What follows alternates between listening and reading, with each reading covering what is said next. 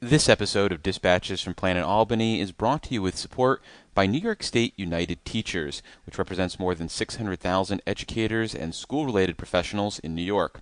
Dispatches is also supported by the public affairs firm O'Donnell and Associates. For more information, check out o'donnellsolutions.com.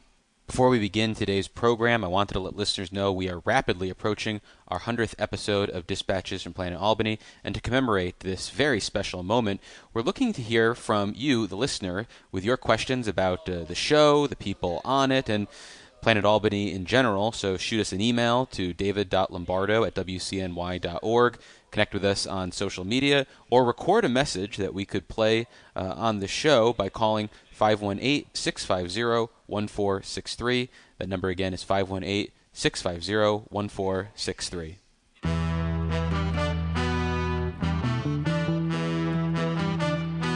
I've also declared war on potholes, so here's the first shot across the bow.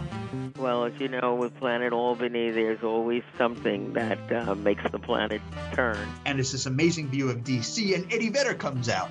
And he goes, "You have a cigarette?" And I've never smoked in my life, but if I had, I wish that was the moment. And this strategy takes us from potholes to knotholes. I would like to say it was a pleasure, Mr. Kim. But I'm on the road.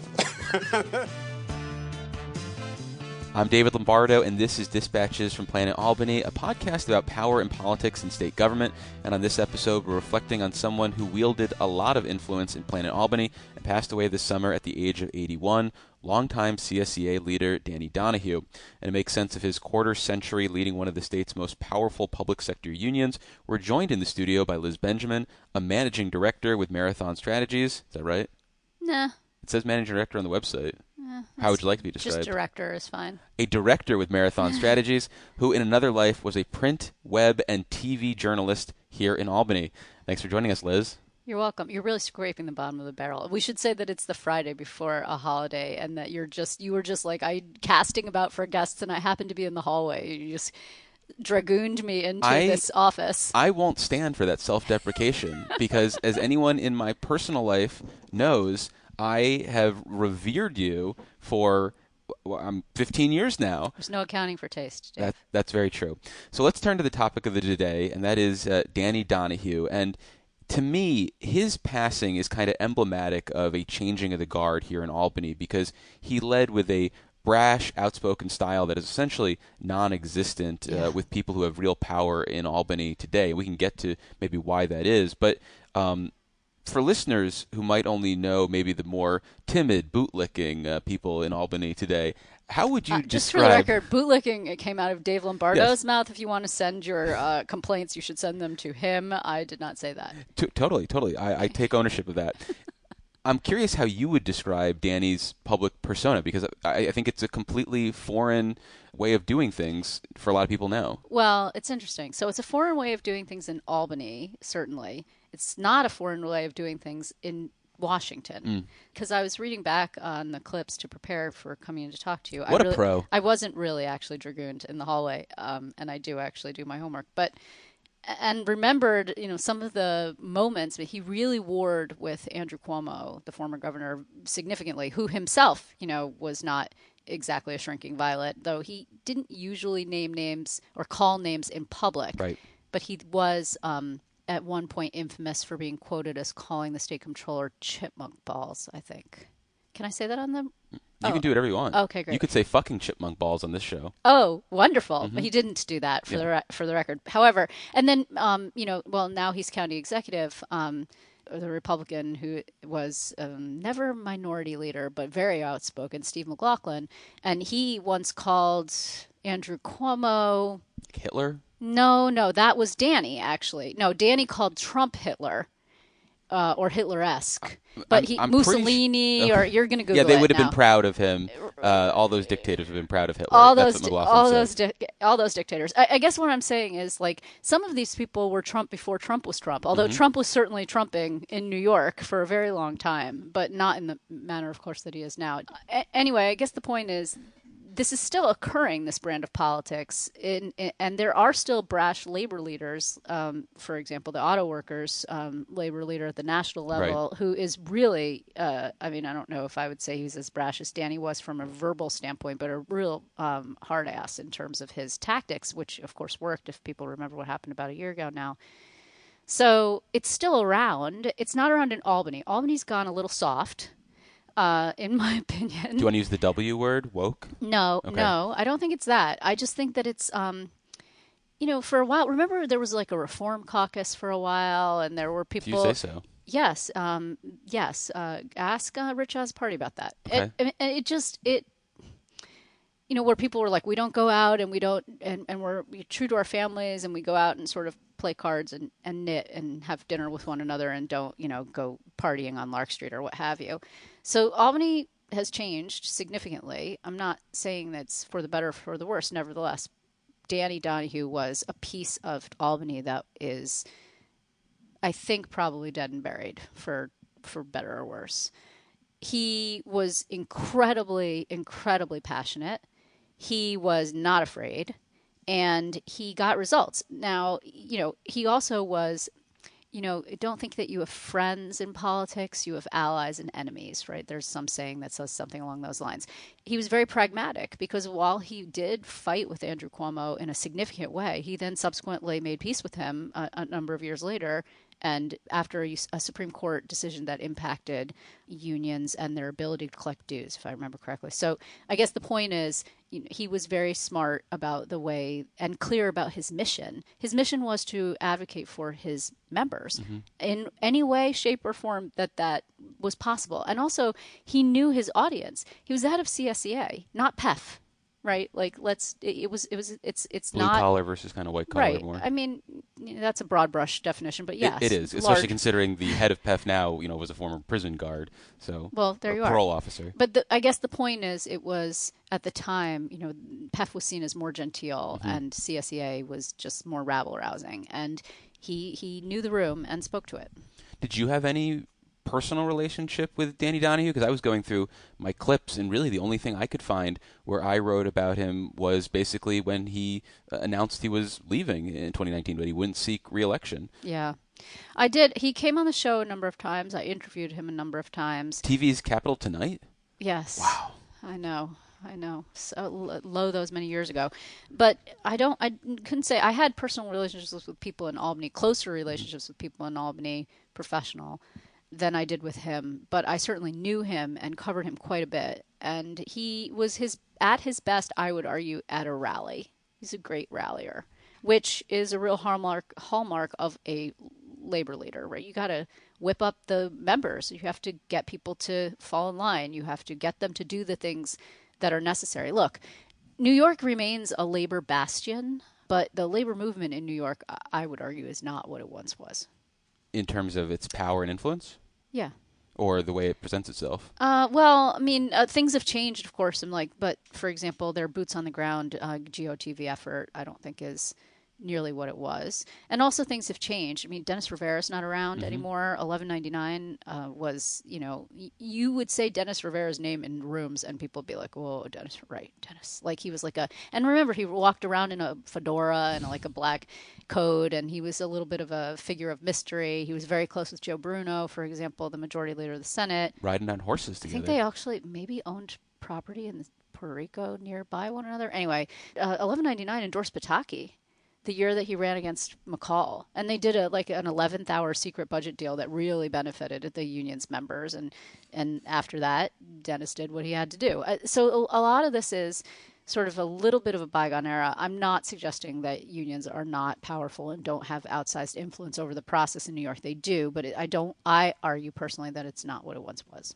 Well, I'm glad you bring up that idea of 1199 endorsing a governor, because that's completely anathema to the way we think about Albany now, where the unions are primarily lined up behind Democrats. They will back the occasional Republican incumbent. But when Danny was in power for the vast majority of his time leading CSEA, he navigated a bipartisan dynamic here in Albany. And do you think that contributed to maybe the way he approached his job, because you didn't necessarily have to be beholden to leaders of one party, because the other was willing to be open for business as well. Well, the other was not just open for business. The other was capable of actually influencing business, right? So now you have a situation where the Democrats are so entrenched in both houses that why bother with the Republicans at all? I mean, I lived through a period of time when the Republicans controlled the Senate. And then the Democrats were out in the wilderness, and when they actually finally managed to take the Senate and then lost and then take it back again, it was really a tumultuous moment. The Assembly is a different situation, right? The Assembly in my entire lifetime has not had I'm just thinking if that's right. My professional lifetime, at any rate, has not had. Safe way to say it. Yeah, has not had Republicans coming within spitting distance of taking the chamber. But also, I don't know necessarily it's that he was just playing the cards that he was dealt, right? So and didn't feel beholden or didn't need to be beholden to the Democrats as significantly, because you could always go to the Republicans and make something happen. That obviously isn't a possibility unless you're playing a very long game in which you're trying to start something where you start it with the minority, and then the minority makes a big rabble about it, and then and then it gets picked up by marginals, and then marginals move it to the majority. That can take a time. And you've seen it happen. Some bills go in that direction. I can think of one off the top of my head that I happen to be involved with, that messaging on, that actually worked that way. What and bill it took is that? It wasn't a bill. It was like the so-called fiber tax. Okay.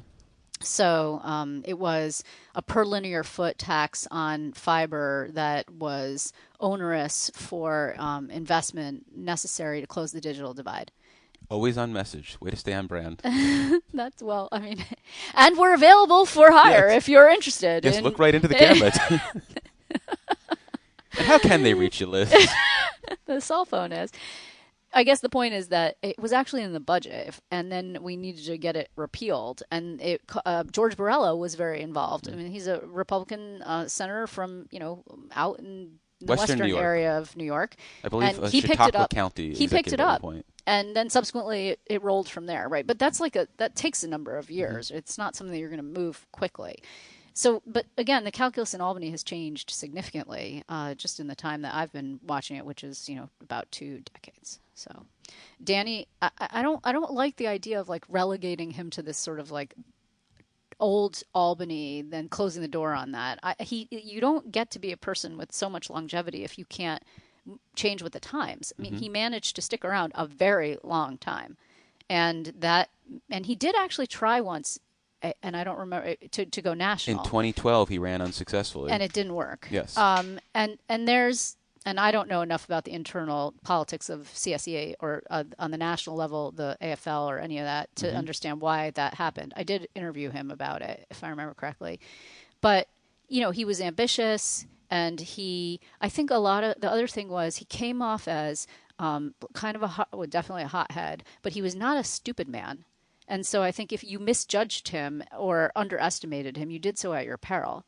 And he managed to change with the times and recognize the sort of ever shifting power structure of this building, this planet. But his departure did coincide with a major change here in Albany, because 2019 is when we had one-party Democratic rule really entrenched, and that is when he didn't seek re-election, and out went the blustering, sort of paternal leader of this union, and in came the more subdued, maternal Mary Sullivan, who, I don't think has rocked a boat in her entire life, physically or metaphorically. Well, I didn't cover her, so I can't speak. But yeah, I mean, I don't remember asking him why it was time. Also, I don't want to, paint him as some kind of saint. I'm sure there are people who are inside the union who had issues with him, because any organization, that is the case. Especially if you stick around that long. Well, right. I mean, at a certain point, you outwear your welcome, right? And I can't say in 2019 he looked around and was like, I don't want to do this anymore because of the politics, or there were people inside and who were like, it's time for you to go. And he's in his mid-70s then. Yeah.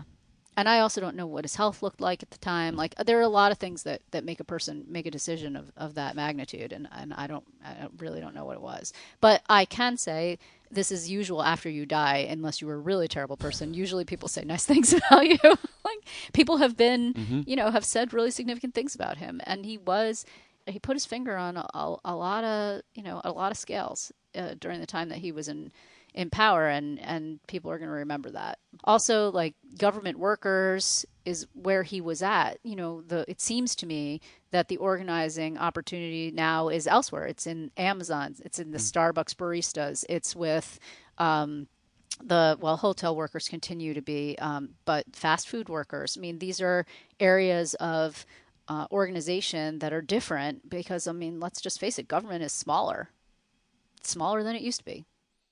For more than 100 years, the New York State Association of Counties has served as the united voice of New York's county leaders, fostering excellence in county government and advocating for sustainable funding and sensible legislation that protects local taxpayers and the essential services they rely on. Learn more at nysac.org.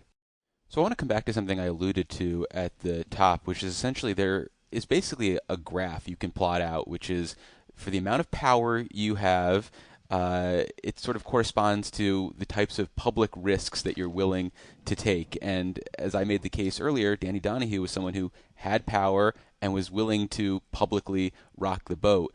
Is there anyone like that, you think, anymore in Planet Albany today? Because it seems like, to your point about the Republicans who would call Cuomo Hitler, they didn't have power, for example. So is there anyone today who is willing to flex a muscle publicly like that? Or, is my thesis correct and he is the last of a bygone era?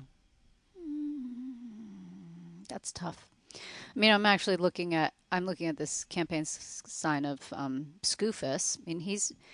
I think people make noise in their spheres. I wouldn't give him the level of power. No, I'm not. But, people who are out, he's also no Richard Brodsky, right? But I'm thinking about he certainly is standing in a minority of people who are willing to use the investigatory powers afforded to them in the committee structure in the legislature, with Richard did also. And by the way, very few other people in Richard's time did it. He did it all the time. He loved nothing more than a good subpoena, right? He was and he was an outsized guy who spoke truth to power a lot of the times.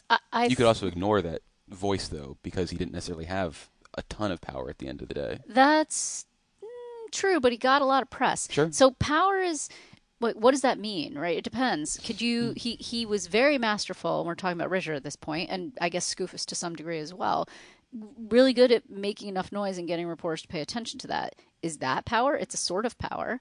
Then subsequently, does it force the leadership to be like, dude, you are really driving me nuts. Like, can we please put this thing to bed? But then again, when you look at things like, let's go all the way back to the Bragman era, which you and I were talking about the other day, actually. We were. And the failed coup attempt in 2000. Right. So, or the Amigos, or like all the things that we've seen over the years. Do I think like there were people who were willing to stand up and take risks and make a fuss and do things more so than today? Yeah, maybe. But also remember the price that Bragman paid for the failed coup against Silver was huge.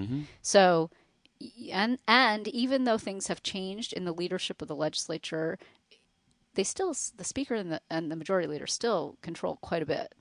And I don't know that anybody, is making a move on Carl or Andrea anytime soon. No. It takes a lot to try and do that. And the price that you would likely pay is pretty significant. So Mamdani, he was a non-factor in Albany. He was a non-factor in Albany, but he got a lot of press, even though he was a non-factor, because he said things that were not mainstream at the time, or when the Homeland Security director was here, he got in his face. Or he also got a lot of press because he's a good talker. And out of the DSA group, if you're going to have to grab somebody for a quote, I'm going to go from him from Planet Albany before. But again, that brings us back to this idea of what does it mean to wield power?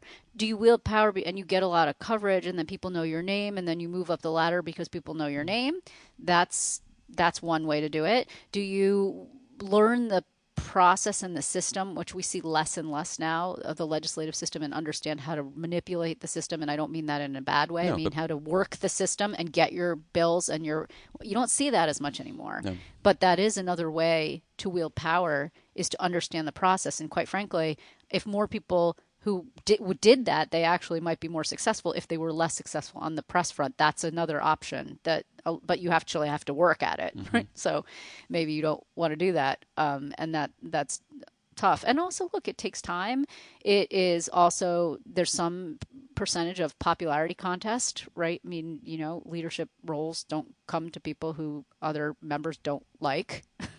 And you hear the chatter in the halls of the Capitol about who's going to be the next leader, because everybody's always conjecturing about that.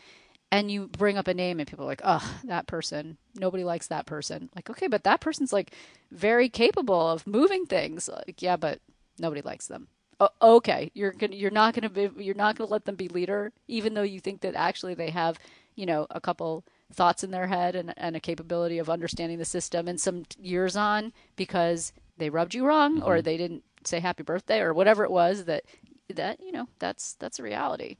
And again, I am always dating myself here, but they're great stories. I know, love story time Shelley, with Liz Benjamin. Story time with Liz Benjamin.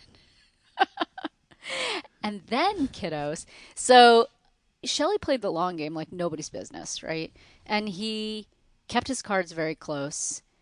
And he always, I won't say always, he often got his revenge or success over a perceived slight or loss, but it took him years, right? And he also knew, like, I'm the Speaker of the Assembly. I'm not doing anything else. I never talked to Shelley and had him say to me, I want to run for president, or I'd like to be a senator of, I'd like, Chuck's job or whatever. Shelley Silver was the Speaker of the Assembly, and that's what he was going to do. And he to his mind, he wasn't ever going anywhere. But of course, we all know what happened there.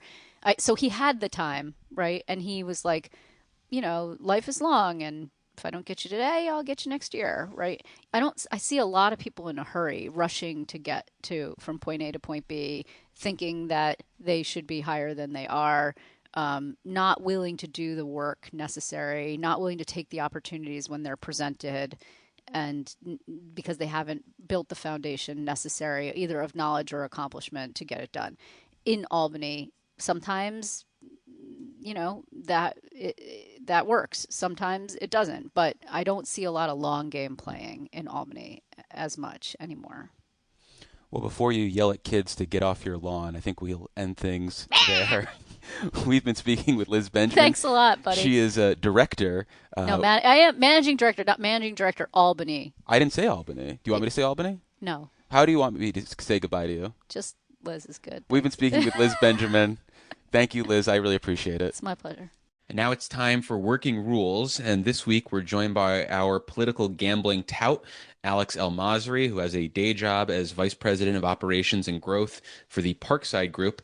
So, Alex, we're having you on because of the game of musical chairs that is unfolding in Manhattan in light of some city elections this fall where state lawmakers were trying to get the hell out of Albany, and the news that Jerry Nadler won't seek re-election to Congress next year. And thinking about your title, at least part of it, that idea of growth, do you look at this uncertainty and all the open seats and impending open seats as a real area for growth for Parkside? Are you guys like lining people up and making calls right now?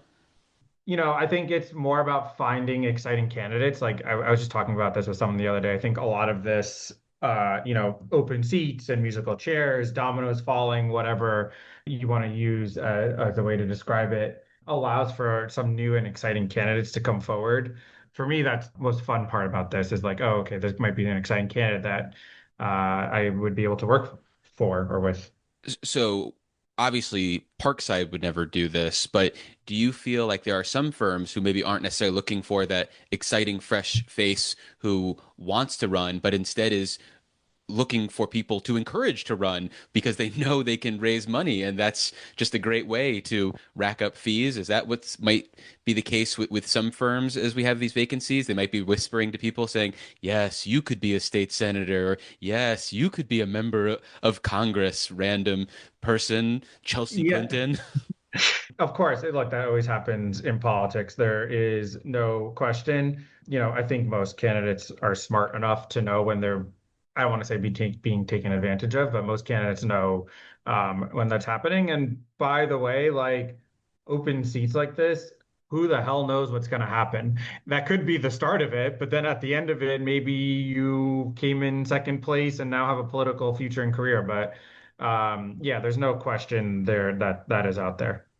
Well, short of some sort of catastrophe for the Democrats this fall, two of the seats that are definitely going to be open are Brad Hoylman's state Senate seat and Harvey Epstein's assembly seat in Manhattan. And unlike, say, an open primary, which we're going to have with Nadler's seat, open maybe in quotes, this is going to be something where the party chooses the candidates. And when you think about where power lies in Manhattan Democratic circles, does that create a clear successor for Hoylman and for Epstein? Or is it the case that there are some different names that you're thinking about who might be able to wrangle some support with the understanding that someone who might do well in a primary might not necessarily be the darling of the establishment? Yeah, that's a good question. And it's actually complicated by the fact that now there's this massive open gaping hole in the middle of Manhattan of a congressional seat, right? So some of the people who maybe would have gotten picked by the party, to your point, now have to weigh, right? Do they want to, let's say if they were going to be the party's pick for Brad Hoylman's seat, right? That's probably a surefire thing, right? They And would be should we say there. that's City Council member Eric Botcher? You could say that. You could say it's Assembly Member Linda Rosenthal. You could say it's Assembly Member Michael Asher. So Do you really think of Assemblymember Linda Rosenthal as a serious candidate for that state Senate seat? Because to me, again, a couple hours north of the city, she recently got the housing committee, which is something I think she wanted for a long time. She's fainted toward other positions in the past, whether it's maybe I'll run for Manhattan Borough President. And to join the Senate now, at this point of your career, you are starting at the bottom. And I don't think Brian Kavanaugh's excited to leave the housing committee chair anytime soon, unless maybe he sees judiciary and because that's open. And I'm not even going to get into that committee opening musical chairs. But do you think of Linda Rosenthal as a serious I candidate for was that? gonna say we went from seat musical chairs to committee musical chairs. Yeah, that's a December episode. That's some real working rules topper. Hmm. I mean, look, oftentimes assembly members make the jump to the Senate for reasons beyond committee, right? You can just, I think, for obvious reasons, you can get your bills passed way easier in the Senate. There's no question. And everyone in the Senate, unlike the Assembly, historically has gotten a committee. Now, would you get housing? No, right? But as we'll discuss, there is a lot of shifting around happening on the Senate side. So there will be some committees opening up. You represent a lot more people obviously in the Senate. And at the end of the day, you do have more influence up in Albany that's more broad based, right? Whereas being chair of something is chair. But what I was going to say earlier about getting picked for the Senate or Assembly seat is I think a lot of these folks are going to have to make a decision on do they want to take the risk of running for Congress and then losing out everything if they don't win the congressional primary, or do they go the more safe route, get picked and become a senator or assembly member?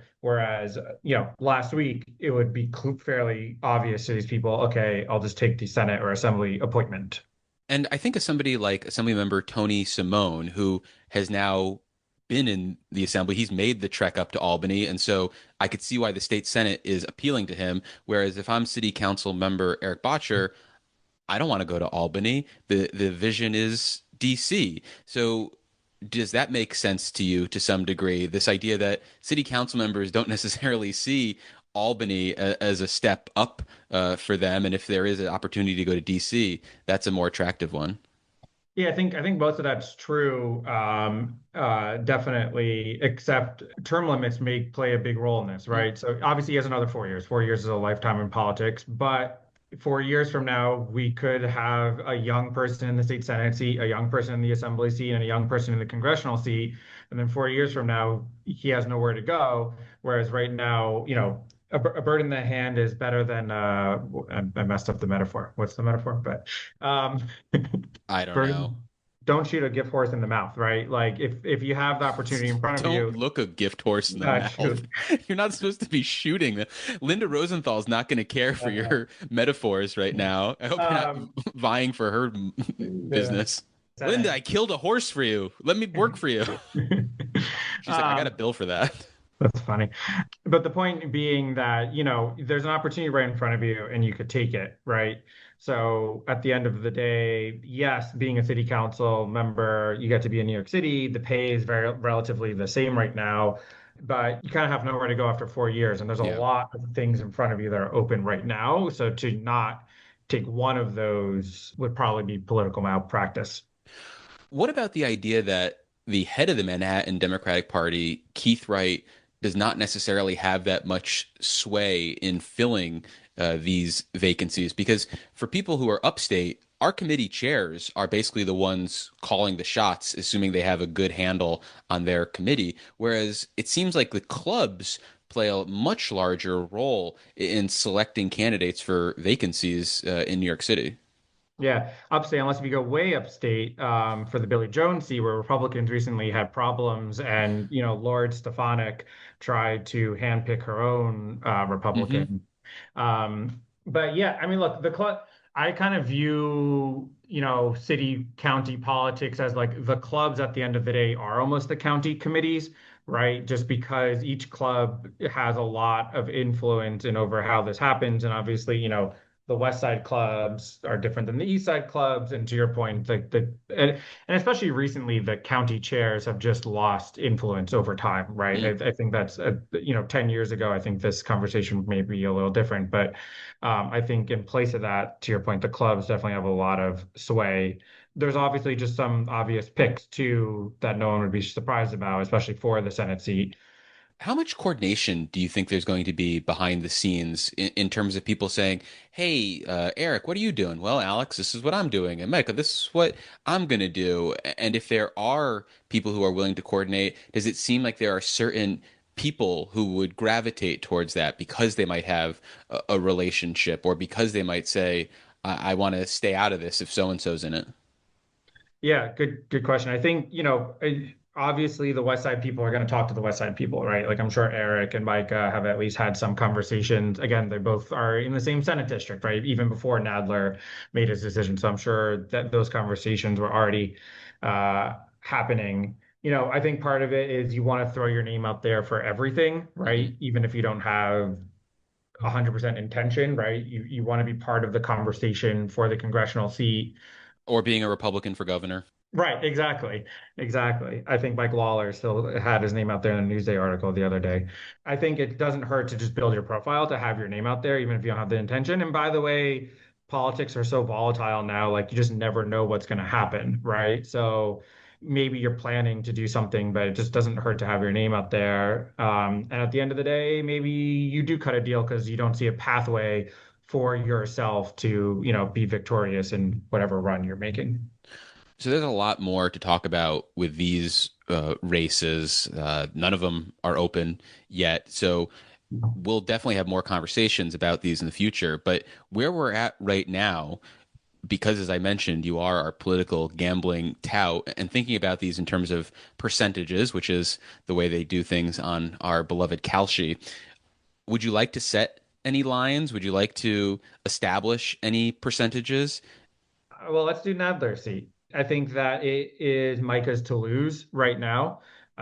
Chelsea, we're on a first name basis. Chelsea Clinton took her name out of the running, right? I think Lena Khan also said she wasn't going to run. I think those are kind of like the two big wild cards. If this opened tomorrow, maybe Micah's at 60%. Would you buy that? I wouldn't take any action on that unless somebody smarter than me was handing out insider information. But in terms of the Lasher line, what is that based on? Are you just buying into the coronation effect of Michael Lasher, or is there something about him behind the scenes and his ability to wrangle support and to do well in an open primary, or is this more a reflection of his potential challengers that you don't think they can get it together? I think it's, based on all the factors we know now, which is kind of how lines are set Mhm. and how polling is done, right? This could easily change 2 months from now with a strong candidate. And, but we've seen time and time again that the West Side is what delivers votes. And there's not too many other strong players coming out of that base right now. I mean, it helped Nadler win his primary against Maloney. It's the reason Brad won the Manhattan Borough president race. Like, there's no question that's where the votes are, and that's where Mike is coming from. So it's not even based on candidate quality or anything per se. It's based on, pure numbers of where the votes are coming from. Well, we've been speaking with Alex Elmasri. He is the Vice President of Operations and Growth for the Parkside Group and moonlights as Dispatch's political gambling tout. Alex, we'll definitely have you on more to feed my gambling addiction in the future, but thanks for checking in today. Thank you for having me. And football season starting soon, so now I have to start sports betting, I guess.